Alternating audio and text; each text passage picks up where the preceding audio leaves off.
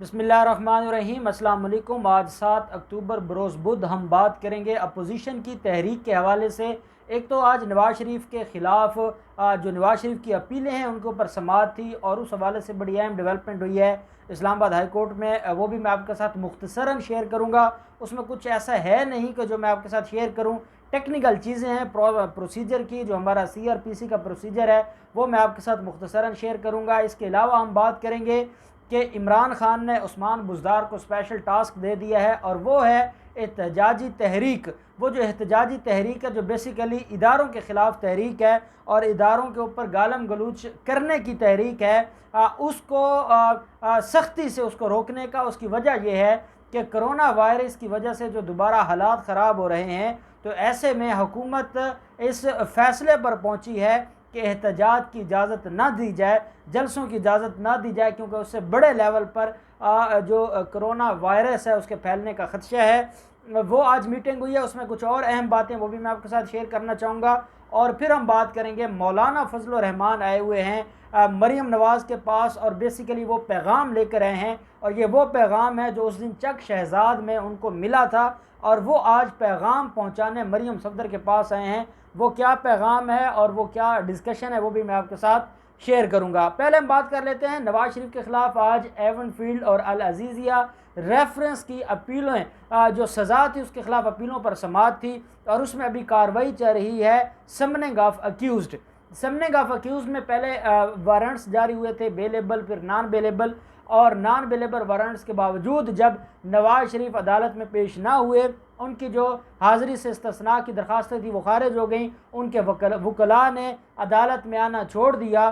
तो जो Islamabad high court है उसने मामले को बेहतर अंदाज से डील करते हुए क्रिमिनल मैटर में, हमेशा सिविल मैटर्स में हम देखते हैं कि जहाँ पर अगर कोई प्रोसेस सर्वर गया है, अदालत का जो प्रोसेस सर्वर है वो गया है और उसने जाकर कोई नोटिस दे दिया है, तो उसके बाद अगर अदालत चाहे तो उस जो नोटिस देने वाला है, जो तामील कुनिंदा है, उसकी जो स्टेटमेंट है, उसका जो बयान है वो रिकॉर्ड कर ले और उसको सफ़े मिसल पर ले आए ताकि केस मज़ीद मजबूत हो जाए मुलज़िम के ख़िलाफ़ या जिस पार्टी के ख़िलाफ़ फ़ैसला होने लगा होता है। तो ये बड़ी अच्छी बात है। मैं समझता हूँ कि इस्लामाबाद हाई कोर्ट ने बड़ा अहम काम किया है कि जो मुलज़िम है, जो मुजरिम है नवाज़ शरीफ, उस तक जो तमील कुनिंदा थे फ़ॉरेन ऑफिस के, वो उनके बयानात आज कलमबंद किए हैं। ये 3 लोग हैं जिन्होंने अदालत में बयानात दिए हैं कि हम इस टाइम इतने बजे गए हैं, हमारा इस उनके मुलाजिम के साथ रब्ता था। कुछ ने कहा कि एक वकार है जो सेक्रेटरी है उनके बेटे का, नवाज शरीफ के बेटे का, उनसे रब्ता हुआ है। सारी डिटेल्स उन्होंने लिखवा दी है। अब उनके बयानात सफ़े मिसल पर आ गए हैं। जो तामील के लिए वो गए हैं और वो वारंट्स की अदम तामील की जो रिपोर्ट है वो भी सफ़े मिसल पर आ गई है और वो भी अदालत की फ़ाइल का हिस्सा बन गई है। और आप एक बात ज़रूर रखें, हमारे यहाँ का लॉ में ये कहा जाता है कि who comes equity must come with clean hand, कि जो चाहता है कि मेरे साथ इंसाफ हो, जो इंसाफ लेने आता है तो उसको क्लीन हैंडेड आना होगा।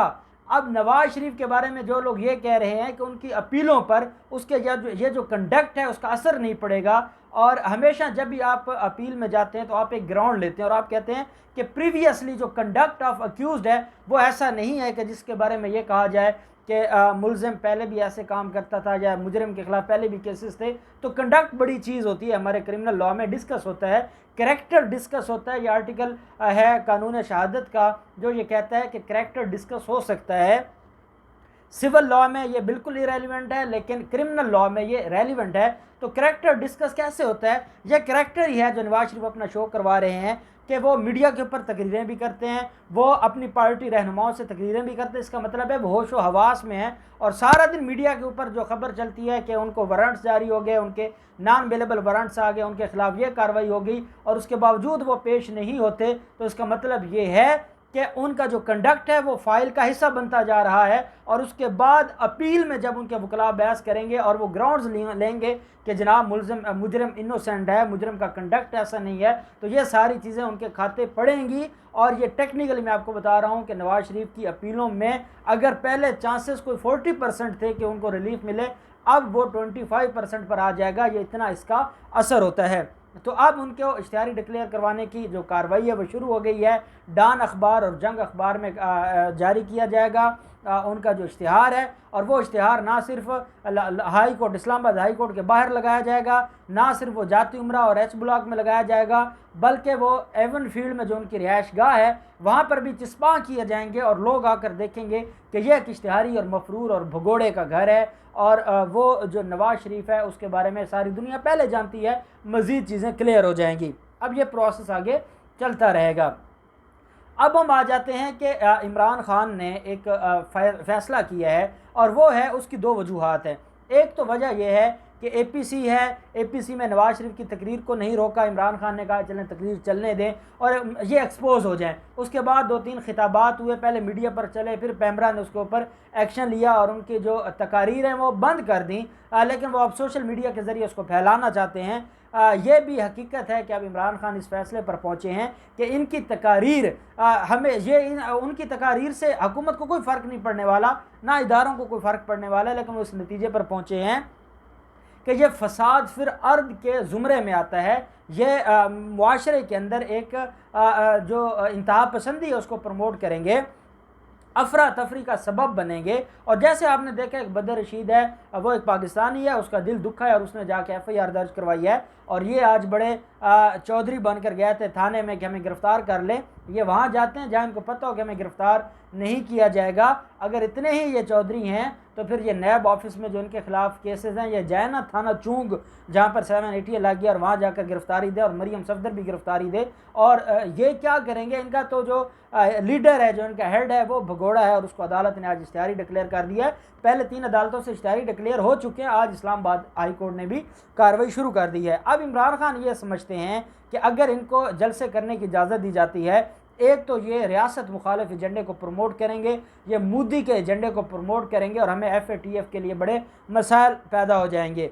क्योंकि हर जलसे में अगर नवाज शरीफ तकरीर करते हैं तो फिर नवाज शरीफ की तकरीर में सिवाय फसाद के कुछ भी नहीं होगा। और फिर मरियम सफदर भी, क्योंकि उनकी ही तर्जमान है और उनके ही बयानिए को आगे प्रमोट करने वाली हैं, तो ये ख़तरा है कि ये मुआशरे के अंदर अफरा तफरी का सबब बनेगा। दूसरा सबसे अहम इशू है, जैसे आपने देखा है पूरे दुनिया के अंदर दोबारा से कोरोना वायरस की लहर फैल रही है, और हम दुआ करते हैं कि अल्लाह पाक हमारे मुल्क को और हर मुसलमान को और हर इंसान को इससे महफूज रखे।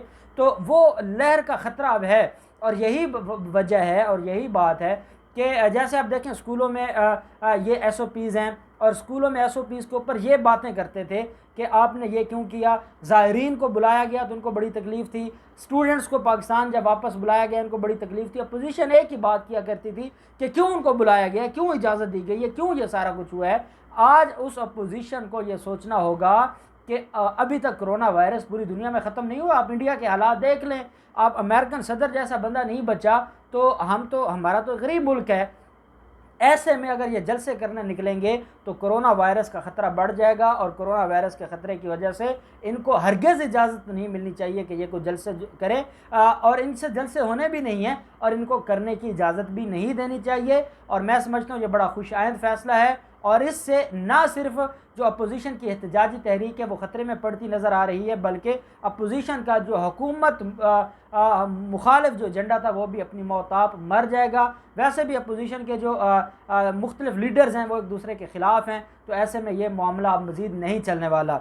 दूसरी तरफ हम देखते हैं कि आज मौलाना फजल रहमान आज गए हैं, मरियम सफदर के पास बैठे हैं जाती उम्रा में, और वहाँ उन्होंने जाकर बेसिकली उनको इनविटेशन दी गई है मरियम सफदर की तरफ से, जो मीडिया के ऊपर आ रहा है। लेकिन हकीकत ये है कि ये मैसेंजर बनकर गए थे, मोहम्मद ज़ुबैर के बाद अब ये गए थे, और इन्होंने जाकर पैगाम दिया, और इन्होंने कहा कि मेहरबानी करें नवाज शरीफ को माफ़ी तलाफ़ी दे दें और मरियम सफदर को बाहर जाने दे दें, हमें कोई गरज नहीं है। आसिफ जरदारी ख़ुद अपने मामलात को देखते रहेंगे, हम आसिफ जरदारी के मसले में नहीं पड़ते, हमें मरियम और जो नवाज शरीफ है उसकी हद तक रिलीफ दिया जाए। जिसका जवाब दिया गया है नो, और ये जो नो का जवाब है जो इदारों ने दिया है मौलाना फजल रहमान को, देखिए मौलाना फजल रहमान को एक रिलीफ दिया गया है, मुख्तसर सा छोटा रिलीफ दिया गया है, वो टाइम पास करने के लिए कि ये इकट्ठे ना हों और इनको अलग अलग करके डील किया जाए, और इनको अलग अलग जो इंसाफ और एहतसाब का शिकंजा है उसके अंदर इनको जकड़ा जाए। अब मौलाना फजल रहमान को अपनी तरफ से तो मैंने आपको बताया था थोड़ा सा उनको मीठा मिल गया है, लेकिन वो जो मरियम का पैगाम लेकर गए थे, मरियम के पैगाम के बारे में इदारों ने नो बोल दिया है और आज मौलाना फजलुर रहमान नो का बताने गए हैं मरियम सफदर के पास कि हमारी दाल नहीं गलने वाली, इदारों का बिल्कुल कोई मूड नहीं है, वो हमें कोई रिलीफ नहीं देने वाले। बाकी ये जो मीडिया के सामने बातें आती हैं कि गद्दारी का मुकदमा हुआ है, हम उसको जूते की नोक पर रखते हैं, हम 16 अक्टूबर को जलसा करेंगे, साथ शिकवा भी मौलाना साहब माफ़ी तो नहीं देते, कहते हैं कि पाकिस्तान पीपल्स पार्टी और नून लीग बराए मेहरबानी अपने कारकुनान को रोडों पर लेकर है। उनको पता है कि रोडों पर मदरसों के बच्चे ही आएंगे जो दूर दराज से माँ बाप ने पढ़ने के लिए भेजे होते हैं और ये अपने मकासद के लिए उन लोगों को इस्तेमाल करते हैं। तो वो ऐसी समझे कि वो एक तरह के मजदूर हैं जिनको जब ये चाहे जहाँ ले जाएं वो चले जाएंगे।